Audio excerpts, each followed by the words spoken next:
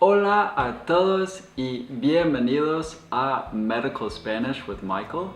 In this video, I'm going to talk about my life in Spanish, and I'm also going to stop to explain certain vocabulary phrases and grammar so that you can use them to share your own story. My story spans from los Estados Unidos to Latino America and all the way to Australia. And I'm really excited to share it. So, empecemos. Let's get started.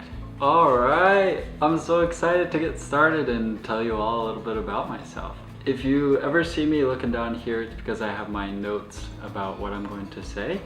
But super excited, let's get into it. So, the first thing that you want to know about me is that me encanta viajar.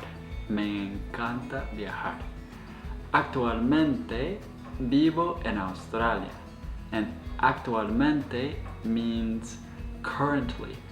This is like a false friend, un amigo falso. It doesn't mean actually. If you want to say actually in Spanish, then you can say en realidad. Y aquí en Australia he tenido muchos trabajos diferentes. Yo trabajé varios meses ordeñando vacas. Ordeñar, this means to milk, as in to milk an animal.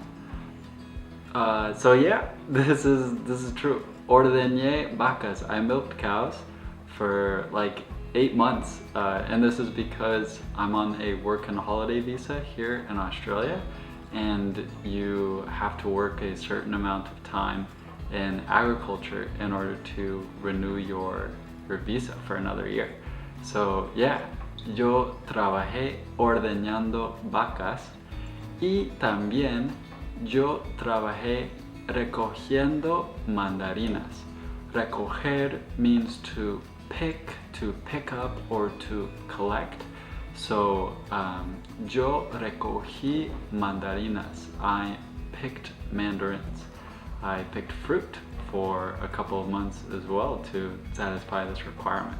Y ahora, now that I have satisfied all of this agricultural work requirement, ahora trabajo como cocinero en un café. Cocinero es la persona que cocina en un café.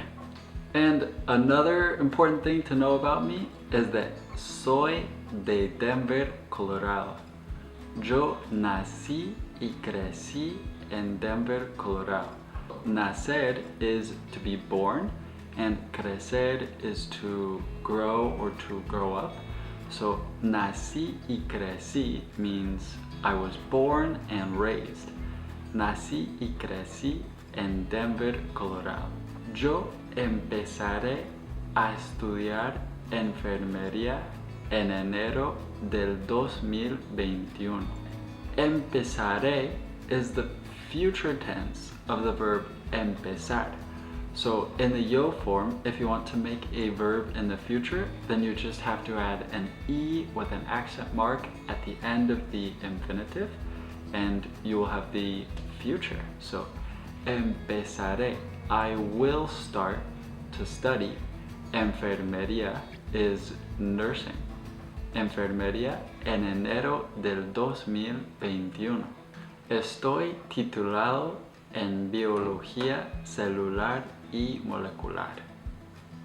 So, estoy titulado means I have a degree in, and it's implied that you're talking about a bachelor's when you use this phrase, estar titulado or estar titulada. También estoy titulado en español. I also have a degree, a bachelor's degree in Spanish. If you have a master's and you want to say I have a master's in, then you can say tengo una maestría en. And if you have a doctorate and you want to say that, then you can say tengo un doctorado en, and then you just say whatever the degree is. Después de la universidad, remember that colegio in Spanish means high school.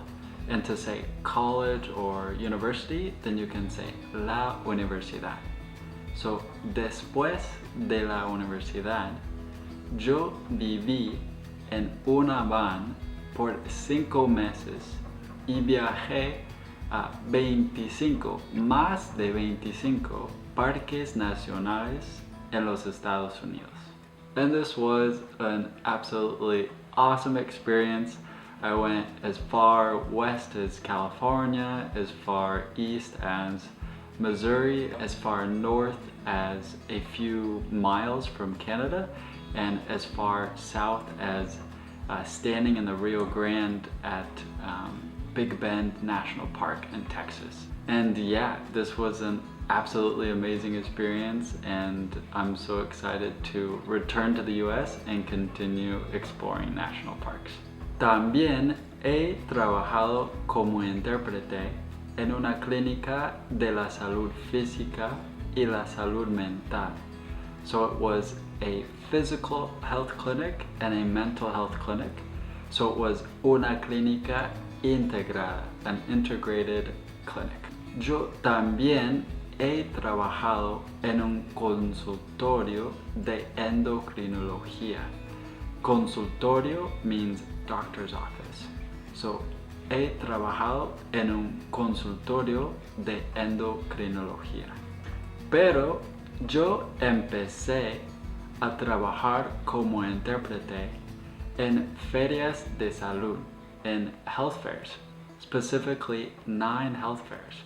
So if you're interested in becoming an interpreter or even just practicing medical Spanish, then you can sign up to be a volunteer as a medical Spanish interpreter at a health clinic. And I did 9 health fairs, but there are probably all sorts of other opportunities. And this is one really good way to get your foot in the door, because as a volunteer, there's not as much pressure as if it were, a paid professional position. So, yeah. Y como dije, and like I said, me encanta viajar y me encanta Latinoamérica. Yo conozco Perú, Ecuador, Colombia, Chile, Panamá y también México como países en Latinoamérica. And when I'm in these countries, me encanta bailar salsa y bachata. If you don't know what bachata is, then it's another super popular dance, similar to salsa. Not that similar, but I definitely recommend you check it out to immerse yourself in Spanish culture. Una vez en Latinoamérica, escalé un volcán. So once in Latin America, I climbed a volcano. Y este volcán medía 5,822 metros o 19,101 pies sobre el nivel del mar. So it was a very, very, very tall volcano, a 19er as some of my Coloradan friends would say. Y felizmente no me dio soroche.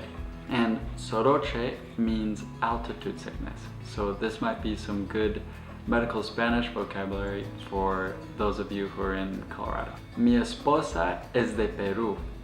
Ella es peruana. No peruviana. No se dice peruviana. You don't say peruviana. This word doesn't exist. So, ella es peruana. Nosotros hablamos inglés en casa de lunes a viernes para que ella practique y perfeccione su inglés. And notice that after the phrase para que, verbs are always in the subjunctive.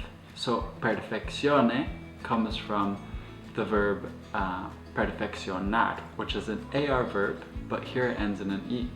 And similarly, practique comes from the verb practicar, which is an AR verb, so that switches to the subjunctive after the phrase para qué. Y nosotros hablamos español en casa los fines de semana. So, what do you think? ¿Qué piensas? ¿Aprendiste vocabulario nuevo? Did you learn any new vocabulary? Te invito a compartir tu historia en español en los comentarios abajo. I invite you to share your story in Spanish in the comments below. And be sure to check out this video right here if you're interested in learning 10 phrases that will be essential for your first conversation with a patient in Spanish. That's all I have for now. I'll see you all soon.